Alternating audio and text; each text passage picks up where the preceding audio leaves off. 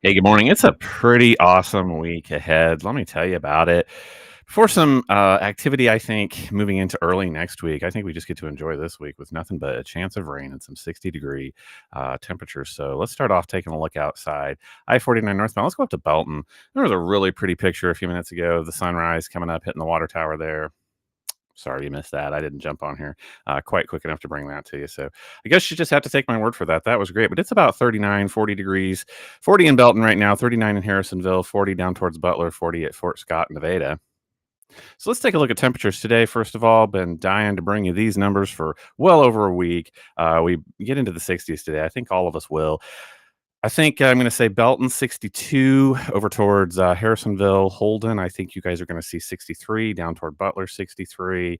It's just all upwards from there. 64, 65 down Fort Scott and Nevada over towards Clinton. Just a tad cooler 61, Osceola 62, 63. But yeah, I don't anticipate much complaining about these numbers today.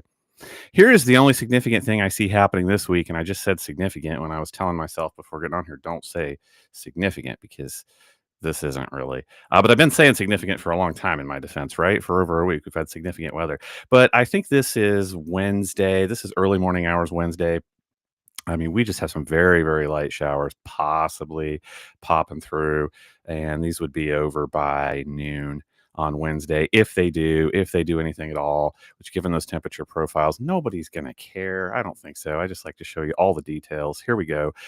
4/100ths of an inch for most of our area, 6/100ths of an inch over in east central Kansas, maybe up to a tenth of an inch. We'll keep an eye on that. So just a few sprinkles if that is something that you need to know. Speaking of sprinkles of any significant weather, I think we have to look toward the end of the weekend headed into next week. And this is getting a little bit far out for me to spend too much time on it. But ensemble forecasting, which I'm not showing you right now, there is some consensus now in some weather looking toward this would be Sunday night into Monday morning. This particular depiction says low pressure scoots across Kansas and brings us some rain as we move through Monday afternoon. That's one possibility. There's one more out here later in the week because you're going to see some headlines about yet one more winter storm impacting the Midwest. It looks to me like it impacts the upper Midwest if this happens with this low scooting across Nebraska, but it does bring us possibly with temperature profiles what they're supposed to be at this time anyway,